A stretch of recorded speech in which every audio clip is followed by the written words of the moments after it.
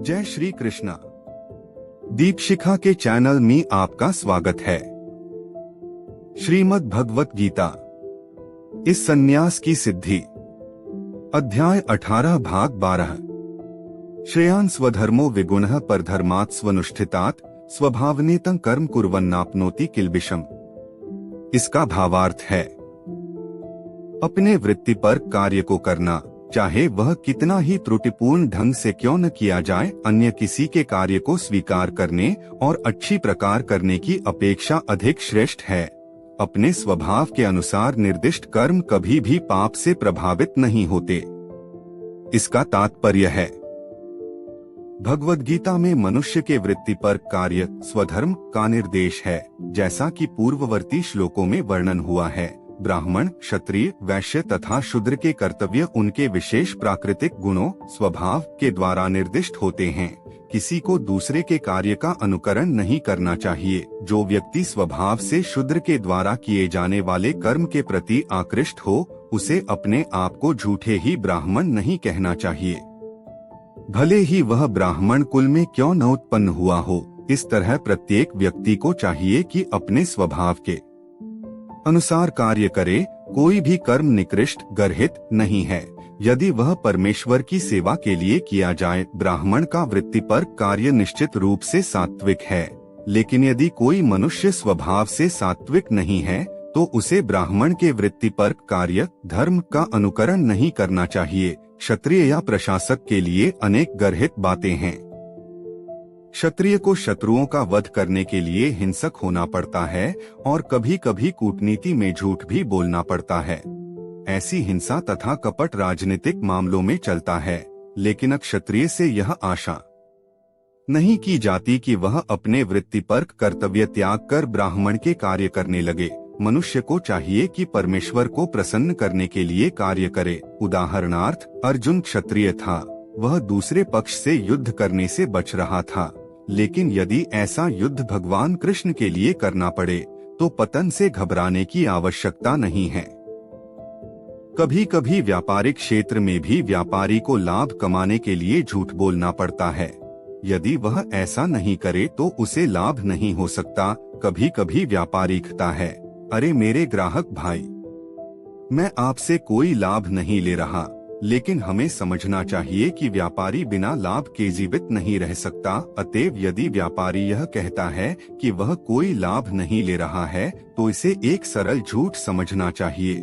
लेकिन व्यापारी को यह नहीं सोचना चाहिए कि चूंकि वह ऐसे कार्य में लगा है जिसमें झूठ बोलना आवश्यक है, अतएव उसे इस व्यवसाय वैश्य कर्म को त्याग कर ब्राह्मण की वृत्ति ग्रहण करनी चाहिए। इसकी शास्त्रों द्वारा संस्तुति नहीं की गई। चाहे कोई क्षत्रिय हो, वैश्य हो या शूद्र, यदि वह इस कार्य से भगवान की सेवा करता है तो कोई आपत्ति नहीं है।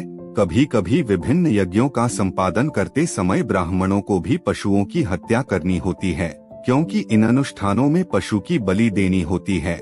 इसी प्रकार यदि क्षत्रिय अपने कार्य में लगा रहकर शत्रु का वध करता है तो उस पाप नहीं चढ़ता। तृतीय अध्याय में इन बातों की स्पष्ट एवं विस्तृत व्याख्या हो चुकी है। हर मनुष्य को यज्ञ के लिए अथवा भगवान विष्णु के लिए कार्य करना चाहिए। निजी इंद्रिय तृप्ति के लिए किया गया कोई भी कार्य बंधन का कारण है। निष्कर्ष यह निकलता है कि मनुष्य को चाहिए कि अपने द्वारा अर्जित विशेष गुण के अनुसार कार्य में प्रवृत्त हो और परमेश्वर की सेवा करने के लिए ही कार्य करने का निश्चय करे। सहजम कर्म कौन्तेय सदोषमपि न त्यजेत सर्वारंभा ही दोषेन धूमेनाग्निरिवावृता है। इसका भावार्थ है, प्रत्येक उद्योग प्रयास किसी न किसी दोष से आवृत होता है, प्रकार अग्नि धुएं से आवृत रहती है। अतएव हे कुंती पुत्र, मनुष्य को चाहिए कि स्वभाव से उत्पन्न कर्म को, भले ही वह दोषपूर्ण क्यों न हो, कभी त्यागे नहीं। इसका तात्पर्य है, बद्ध जीवन में सारा कर्म भौतिक गुणों से दूषित रहता है। यहाँ तक कि ब्राह्मण तक को ऐसे यज्ञ करने पड़ते हैं जिनमें पशु हत्या अनिवार्य है। इसी प्रकार क्षत्रिय चाहे कितना ही पवित्र क्यों न हो, उसे शत्रुओं से युद्ध करना पड़ता है, वह इससे बच नहीं सकता।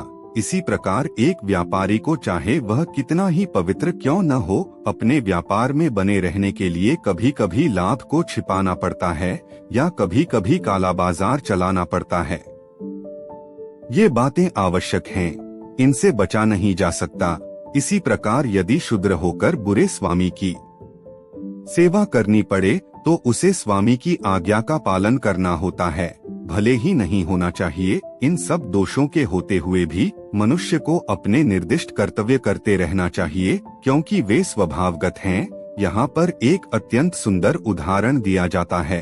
यद्यपि अग्नि शुद्ध होती है तो भी उसमें धुआं रहता है, लेकिन इतने पर भी अग्नि अशुद्ध नहीं होती। अग्नि में धुआं होने पर भी अग्नि समस्त तत्वों में शुद्धतम मानी जाती है। यदि कोई क्षत्रिय की वृत्ति त्याग कर ब्राह्मण की वृत्ति ग्रहण करना पसंद करता है तो उसको इसकी कोई निश्चितता नहीं है कि ब्राह्मण वृत्ति में कोई अरुचिकर कार्य नहीं होंगे। अतएव कोई यह निष्कर्ष निकाल सकता है कि संसार में प्रकृति के कल्मश से कोई भी पूर्णतः मुक्त नहीं है। इस प्रसंग में अग्नि तथा धुएं का उदाहरण उपयुक्त है।